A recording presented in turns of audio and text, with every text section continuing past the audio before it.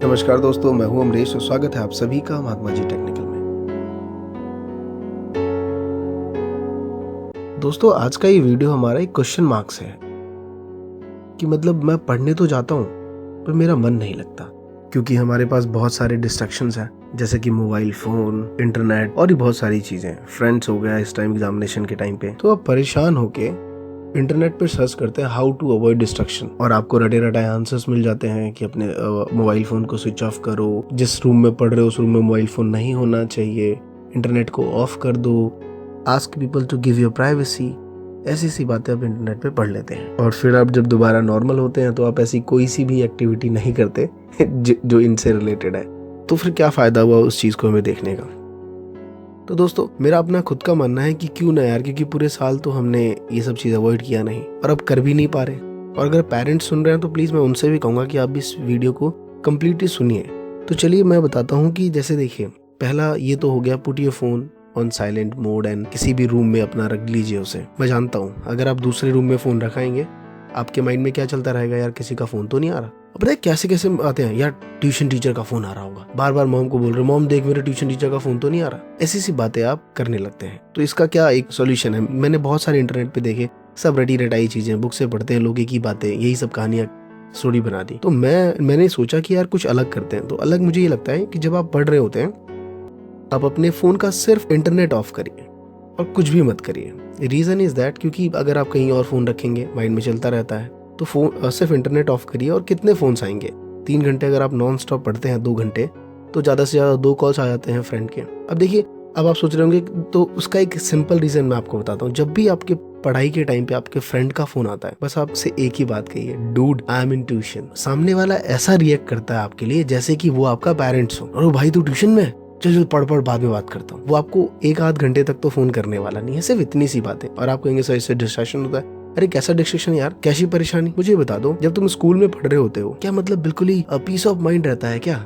भजन चल रहे होते हैं वहाँ पे, एकदम साइलेंट मोड में एक ऐसा सॉन्ग चल रहा है जो पढ़ने का माहौल बन गया। ऐसा कौन सा स्कूल है मुझे बता दो।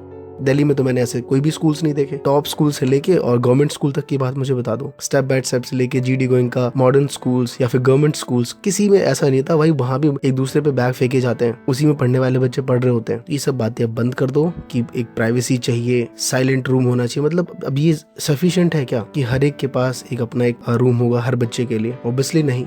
तो क्या उसने पढ़ाई नहीं करनी? क्या तुम पढ़ाई बंद कर दोगे, एग्जामिनेशन नहीं दोगे? अगर ऐसा है तो यार इस पे सोचने वाली बात है। तो मुझे लगता है कि यार ये सब चलता रहेगा, डिस्ट्रैक्शन तो होते ही रहते हैं। तुम्हारी पढ़ाई में प्रॉब्लम ना हो, मॉम अगर किचन में खाना बना रही होती है तो उनका खाना आधा घंटा लेट बनता है, वो सारा काम धीरे धीरे करती हैं कि तुम्हें प्रॉब्लम ना हो पढ़ते हुए। तो जस्ट नॉर्मल अपना पढ़ाई करते रहिए। दूसरी बात, हमेशा पढ़ते वक्त आपके माइंड में रहता है यार ये तो मेरे से होगा ही नहीं। ये सब बातें, ये एक नेगेटिविटी है जो माइंड से निकालिए। ऐसी बातें मत करिए, मुझसे नहीं होगा, जो हो रहा है होने दो ना। तुम्हारे कहने से टाइम रुकता तो नहीं है या फिर चलने तो नहीं लगता। और दोस्तों, किसी ने कहा है कि तुम टाइम के लिए रुक सकते हो कि अभी 2 नहीं बजे मुझे पढ़ना है। टाइम तुम्हारे लिए नहीं रुक सकता। जब 2 बज जाएंगे तो तुम कहीं भी रहो, वो ये वेट नहीं करेगा कि यार 2 बज गए, अभी तक ये भी पढ़ने नहीं आया, जब आ जाएगा तब मैं स्टार्ट हो जाऊंगा। तो प्लीज पढ़िए। अब नेक्स्ट टॉपिक पे बात करते हैं।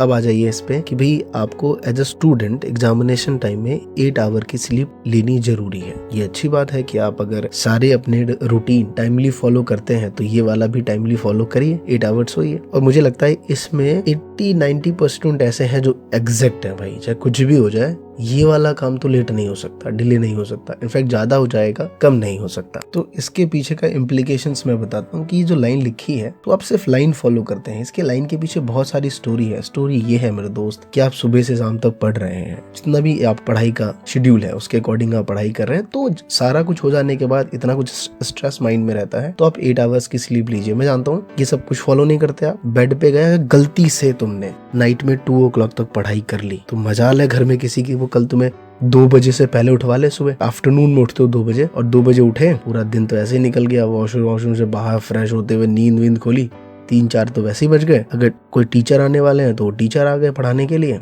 या कहीं ट्यूशन जाना था वहां चले गए, इवनिंग हो गई, टाइम निकल गया। और मॉम ने पूछा यार बुक ले ले। अरे मॉम रात भर पढ़ रहा था। रात भर तुम पढ़ रहे थे, 12 o'clock तुमने बुक उठाई है, 2 o'clock स्टॉप, और ये तुम्हारी पढ़ाई है।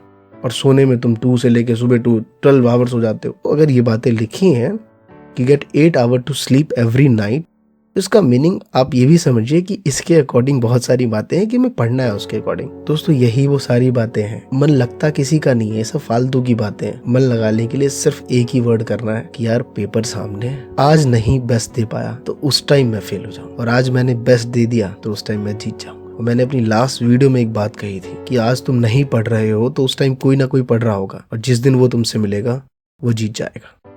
90 वाला कभी भी मैंने उसे नहीं देखा ये कंप्लेन करते हुए कि स्कूल वाले एग्जामिनेशन इतना लेते हैं, कैसे पढ़ पाऊंगा मैं इस टाइम, मेरा पढ़ाई में मन कैसे लगेगा, नेक्स्ट डे तो एग्जामिनेशन ले लेते हैं स्कूल वाले। मैं तुमसे गारंटी देता हूँ, और जब मैं आपसे वर्ड बोल रहा होता हूँ आप सोचते हो एज ए टीचर बोल रहा है, बिल्कुल भी नहीं दोस्त, एज ए फ्रेंड लीजिए आप मेरी इस बात को, क्योंकि मैं भी तो स्टूडेंट रहा हूँ यार। मैं सच कहता हूँ, आप खुद कहेंगे ये बातें, मुझे पता है जब आप पास आउट हो जाएंगे तो आप खुद कहेंगे यार सही था कि टीचर ना बीच बीच में एग्जामिनेशन ले लेता था, हम बुक्स पलट लेते थे, नहीं तो बुक तो खोलते ही नहीं थे। और ये टॉपर के साथ भी होता है, अगर उनके भी एग्जामिनेशन नहीं लिए जाए तो उनके भी मार्क्स इतने अच्छे नहीं आएंगे। तो अगर आपसे इस टाइम पेपर से 1-2 महीने पहले अगर आपसे बार बार एग्जामिनेशन स्कूल वाले ले रहे हैं तो ये बहुत अच्छी बात है, मैं मानता हूँ। इस बहाने एटलीस्ट आप बुक तो पलट लेते हैं, नहीं तो सिर्फ प्लान में रह जाता है।